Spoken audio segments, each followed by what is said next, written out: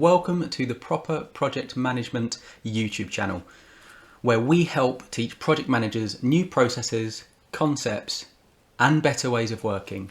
So if you're new to project management or are a new project manager or looking to become one, then be sure to subscribe and we will teach you all those things that you need to know. So today we're going to be looking at project plans, and most specifically we're going to be looking at what project plans are, what is the purpose of a project plan, what is a project plan used for, and what does a project plan look like and include. So if these are the kind of things that you're looking to learn, then be sure to keep on watching to the end.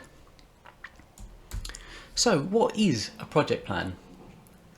Well, a project plan is a formal approved document that is used to guide both project execution and project control. So it's essentially the culmination of all the planning that a project manager will do, and they will do this at the start of the project. So it is in many ways the master document that will guide how a project will run according to the project manager's intentions for each of the different key facets of the project. So why would a project manager want to create a project plan? Now, the objective of a project plan is to define the approach to be used by the project team to deliver the intended project management scope of the project. So what does that mean? It's all quite theoretical at this stage. Well, at the minimum, a project plan must provide four key things. It must explain the why. So what is the problem or value proposition that is being addressed by the project, and why is it being sponsored? Why are we doing this? What is the purpose behind it? What? So what is the work that will be performed on the project? So what are the major products and deliverables, and what is going to be achieved through the project's execution? Who? So who will be involved with the project, the key stakeholders, and what will be their responsibilities within the project, and how will they be organised? So who do they report into, and who must they inform of the different updates and product deliverables? And when? What is the project timeline? Specifically, what are the meaningful points, which are often referred to as milestones, that need to complete in order for the project to be a success? Now, a project plan can be very, very detailed, or it can be brief and summarised. And it is a working document that a project manager will continuously update throughout the life cycle of a project. So what is it used for? What's a project plan? What's the intentions behind it? So the primary uses are to document planning assumptions and decisions. It's to facilitate communication among the different project stakeholders, and it's also to document the approved scope, cost and schedule baselines. So what does a project plan include? So it must describe the execution, the management and control of the project, and it should walk through the various project stages, so from the conception and initiation all the way through to execution and delivery. Now, these are the various different aspects that must be included in a project plan for it to be useful. So we have the project goals and KPIs, or in other words, the desired outcomes for the project. The scope, so what are we looking to achieve? How many products are we looking to create or deliver? We want to prevent any project creep and prevent the missing of deadlines. We need to look at the milestones and major deliverables, be able to state exactly what they are and when they should be provided to the customer, whether that's internal or external. We need to look at the schedule management, so the start and finish dates for activities. We need to look at the financials and plan them and organise them to make sure that the project sticks to its initial budget. We need to look at quality management to ensure that the project deliverables are fit for purpose. Resource management to ensure that there are sufficient resources on the project at all times. We need to look at stakeholder management, so how the different stakeholders will be used, informed or updated on the project. And then there's the communications aspect to that. We need to look at the project change, so how any changes to the project in terms of the scope or the deliverables will be managed, controlled and implemented. We need to consider the risk strategy, so the identifications of certain risks and the likelihood that those scenarios will happen, and any potential strategies that we can implement to mitigate them. And part of that is the change management, so how will any change be managed, and that can be from a people or product perspective.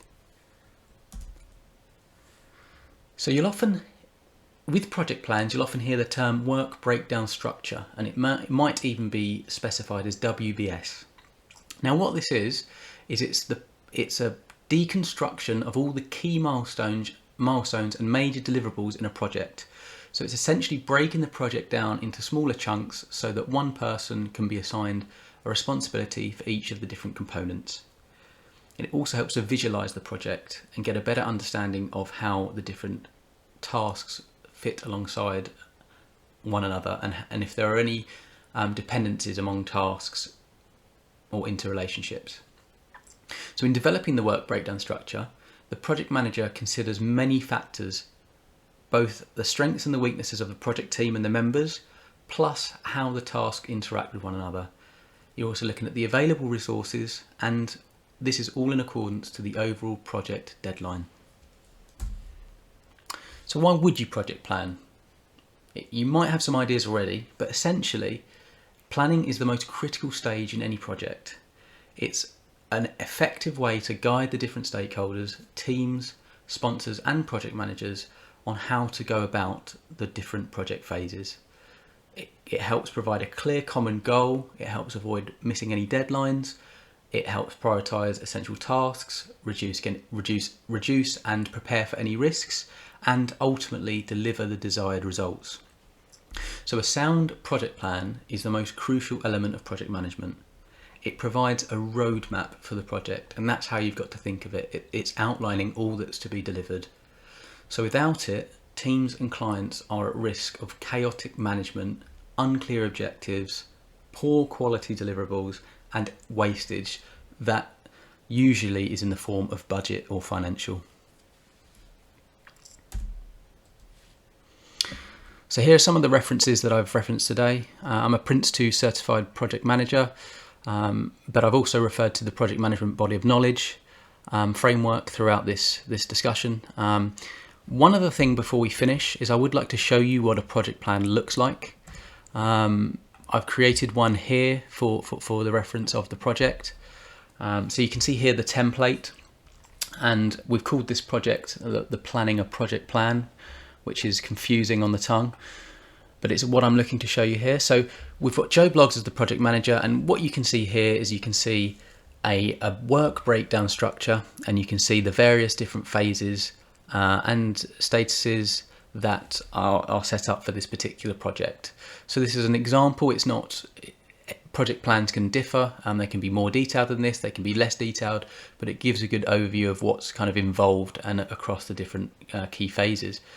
So for each of the different milestones, we have separate subtasks that must be kind of completed in order for the project to progress.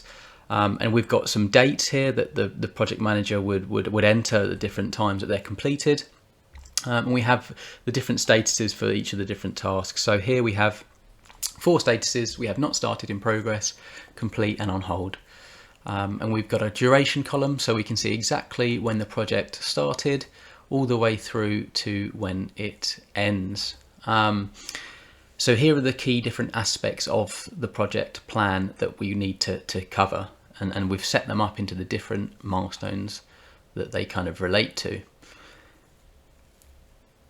The final thing I'm going to show you at the bottom here, and this is a topic for a future video, is the Gantt chart. So the Gantt chart is a separate view of the dates. So it's a visual representation of the dates that are included in the work breakdown structure. So I hope this was really helpful today. If you're a current project manager looking to get into project management, or just want to learn more, then be sure to sign up to this YouTube channel. We are going to be releasing a lot more videos just like this. And if it was particularly helpful, please click the thumbs up and even drop a comment below. Let me know what you think, what you'd like me to cover, any future topics. That would be really, really helpful to make sure that this channel is as helpful as possible. And I wish you a very good day.